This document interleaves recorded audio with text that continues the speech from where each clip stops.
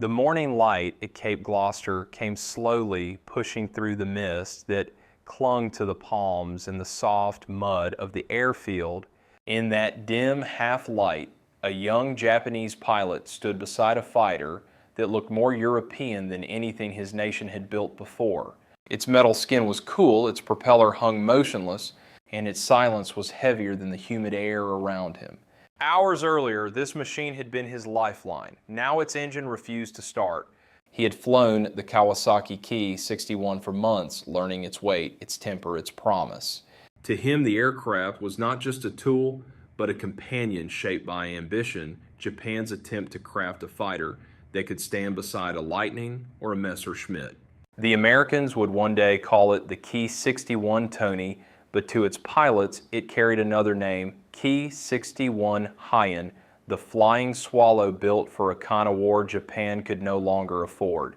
That morning, as Marines gathered offshore, and the Pacific War shifted beyond Japan's control, the fighter's failure was more than a mechanical problem. It was a question history would soon answer. What happens when a nation's most advanced machine becomes an artifact in the hands of its enemy? Before that silent morning at Cape Gloucester, the story of the Kawasaki Ki-61 had begun in a very different place inside the drafting rooms of Japanese engineers who believed their country needed a new kind of fighter. Early in the war, Japan's air victories came from lightweight, turn-tight machines like the Zero and the Ki-27. But by 1942, it was clear that such designs would not keep pace with the evolving demands of World War II aviation. American and European fighters were faster, heavier, and increasingly built around engines capable of absorbing battle damage.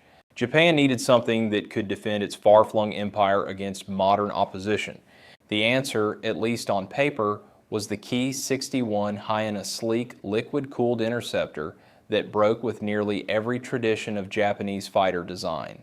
It featured a semi-monocoque fuselage, self-sealing fuel tanks, and armor plate behind the pilot. Its heavy armament made it stand apart from older Japanese types. And its engine, a licensed derivative of the Daimler-Benz DB 601, gave it a European profile that confused Allied pilots the moment it appeared over New Guinea. This was the machine Japanese planners hoped could challenge the P-38 Lightning and restore balance to the air war. When the 68th Sentai became the first unit to receive the Ki-61 Tony, its pilots stepped into a different world. They were coming from the nimble Ki-27, a light, forgiving aircraft built for turning fights. The Hien was heavier, demanded discipline, and punished mistakes. But for men like Captain Shogo Takiguchi and Lieutenant Mitsuyoshi Tui, it also offered something rare in the Japanese arsenal's speed, firepower, and the promise of survival in head-on engagements. Training gave way quickly to combat. By mid-1943, the 68th Sentai had moved into New Guinea, where the air war had become a brutal test of endurance. Airfields were carved out of jungle mud. Parts were scarce. Engines overheated. Pilots fought in conditions that eroded both machines and men. Yet the Kawasaki Ki-61 offered them a sense of parity. It could dive with American fighters, strike from altitude, and under the right hand stand its ground against a Lightning. Among the unit's aircraft was the machine that would later be known simply as manufacturer number 263. Delivered in April 1943, it became Takiguchi's personal mount.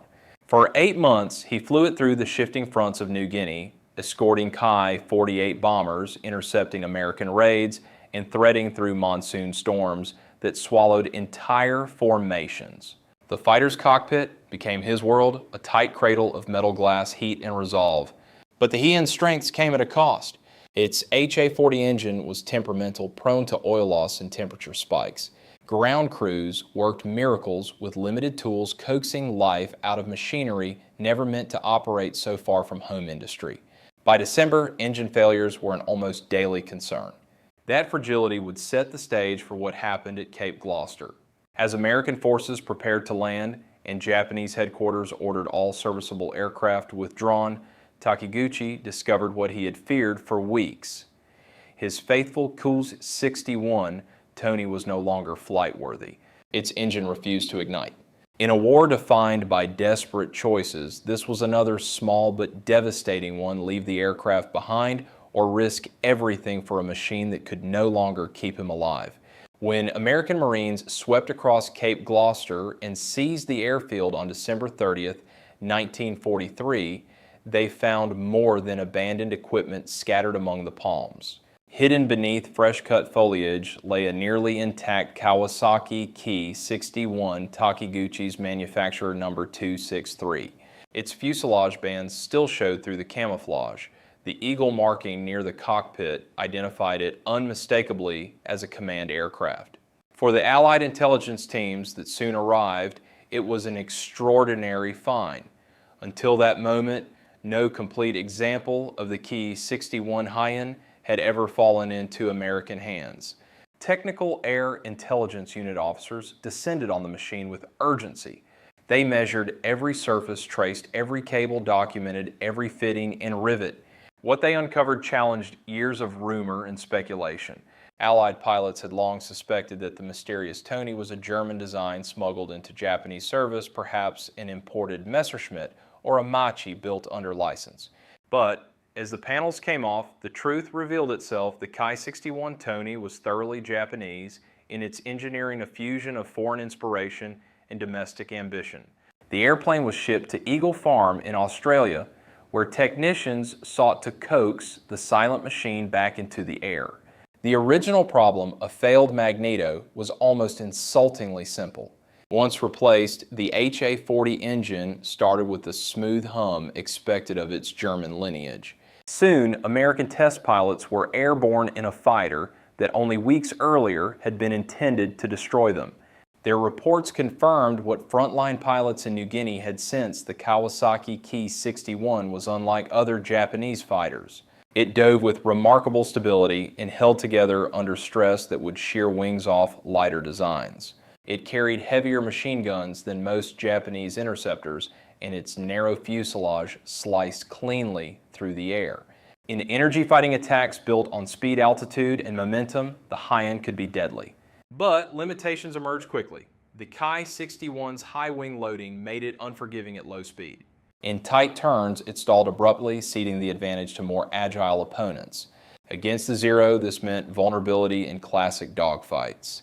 Against American naval fighters, the consequences were even sharper. The F-6F Hellcat could outclimb the Tony. The F-4U Corsair was faster across the board. Both carried armament that could shatter the Hien with a single burst. Side by side, they reflected the industrial divide shaping the World War II aviation landscape. Still, the Ki-61 Hien earned respect within the test community. Pilots noted that if flown properly, kept fast, kept high, kept out of horizontal turns, it could surprise even elite American fighters. It was a machine designed for a kind of war that Japan aspired to fight: a battle of speed, discipline, and controlled aggression. In a different industrial context, the Tony might have evolved into a formidable peer to the P-38 or the Mustang. But in 1944, it served a different purpose entirely. The captured aircraft became a teaching tool, a silent instructor shaping tactics across the Pacific. Manuals were updated, training films circulated. American pilots learned exactly how to exploit its weaknesses and respect its strengths. In this way, Takiguchi's abandoned fighter influenced a war it would never again directly fight. While the captured Kawasaki Ki-61 was being restored to flight in Allied hands, the man who had once flown it was fighting for his life over New Guinea. Only 5 days before he abandoned, manufacturer number 263 Captain Shogo Takiguchi had taken off on an escort mission near WWII. The sky was thick with American opposition that morning. P-38 Lightnings sliced into the Japanese formation, their heavy guns raking through the bombers and their escorts. Takiguchi's Ki-61 Hien was hit several times. Flames spread along the fuselage. He did not bail out. His aircraft crashed into the jungle near Hansa Bay, ending the life of one of the Hien's most skilled pilots at just 25 years old. His unit, the 68th Sentai, suffered a similar fate. Throughout late 1943 and early 1944, the Sentai endured a campaign defined by attrition rather than maneuver. The Ki-61 Tony, already demanding in maintenance, became increasingly unreliable. Its HA-40 engine, built under immense wartime strain, was prone to bearing failures, oil leaks, and sudden power loss. Spare parts rarely arrived. Mechanics improvised repairs with inadequate tools, keeping aircraft barely airworthy, while the Americans enjoyed an industrial supply chain that spanned oceans. By March 1944, the 68th Sentai was effectively destroyed, its surviving pilots scattered into other units or forced into ground combat roles as Japan's position in New Guinea collapsed. Meanwhile, manufacturer number 263 had begun a second life.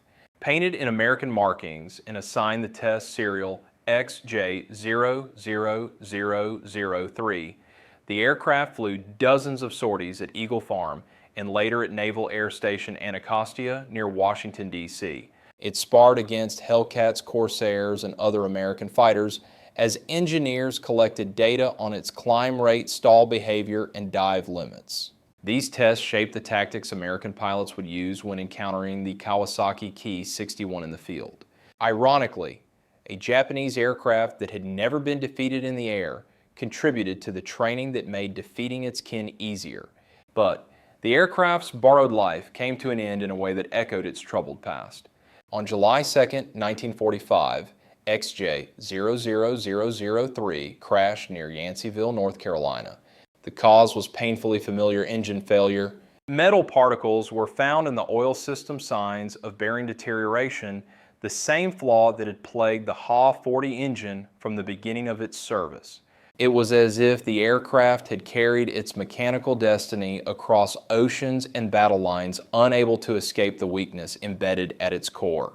The tragedy of the Ki-61 Hien was never a matter of design alone. It was a machine caught between ambition and industrial reality.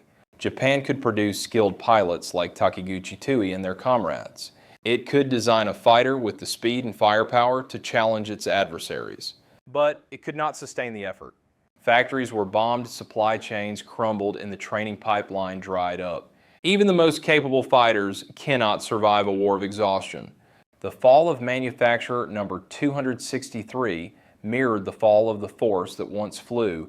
It brave, determined, full of potential, and ultimately undone by the limits of a nation fighting beyond its means. From the American perspective, the arrival of the Kawasaki Ki-61 on the battlefield marked an unexpected shift in the Pacific War. For years, U.S. pilots had grown accustomed to fighting lightweight Japanese aircraft machines that excelled in turning combat but crumpled under high-speed dives or concentrated gunfire. The appearance of the Ki-61 Hien, with its streamlined fuselage and liquid-cooled engine, signaled that Japan was attempting to move toward the heavier, high-performance standards shaping World War II aviation elsewhere in the world. To many American flyers, the first glimpse of the aircraft was startling. Its silhouette resembled a European design more than anything produced in the Pacific. Once the Allies acquired a complete example, their impression deepened. Through flight tests and tactical evaluations, it became clear that the Ki-61 Tony was no mere imitation, but a genuine attempt to create a competitive, modern interceptor.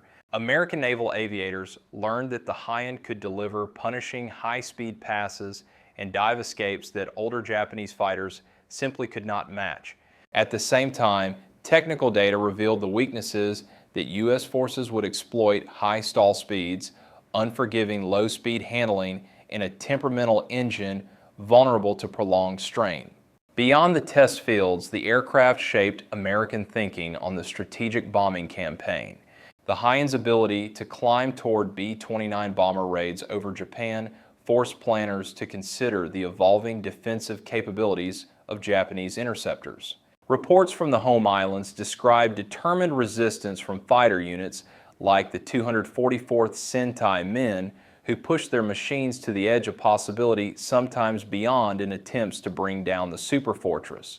The emergence of ramming tactics shocked American analysts, not because the idea was new, but because it reflected the desperate extent of Japan's situation.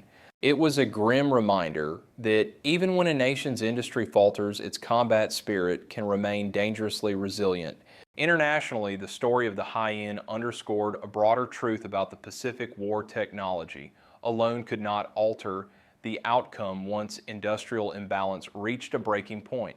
Nations observed how the United States, with vast factories and logistical networks, produced aircraft faster than Japan could replace them. They saw how a fighter as promising as the Kawasaki Ki-61 could be overshadowed by mechanical shortcomings and a lack of spare parts.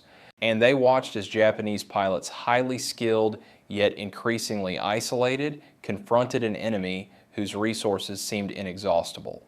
In the end, the global lesson was both sobering and timeless. Even the finest machines and the bravest individuals who fly them cannot compensate for strategic overreach. Today, the Kawasaki Ki-61 survives mostly in still photographs, static museum displays, and fragments of memory preserved by the few who once touched its controls. None remain airworthy. The metal has grown silent, but its story, shaped by ambition, sacrifice, and the unforgiving weight of history, still speaks. The Ki-61 Hien was never the best fighter of the Second World War. It lacked the climb of a Mustang, the rugged power of a Hellcat, and the tight-turning grace of a Zero. Yet it stood for something more than pure performance. It represented Japan's attempt to build a modern machine capable of meeting the world's leading air forces on equal terms. And its pilots, from Takiguchi and Tui in the jungles of New Guinea to Kobayashi and Shinomiya above the burning skies of Tokyo, proved what determination could achieve even as the war slipped beyond their control. They learned to exploit the strengths of the Ki-61 Tony, its speed, its firepower, its resolve in a dive. They endured the harshness of its flaws. Many paid with their lives. Their courage does not excuse the actions of the regime they served, nor erase the suffering caused by Japan's wartime aggression.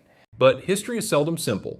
These men were human beings caught in the machinery of an unwinnable war, doing their duty with a conviction that remains both admirable and tragic. In the end, the story of the Kawasaki Ki-61 mirrors the story of Japan's broader air war, a blend of early promise, technical innovation, logistical collapse, and overwhelming odds.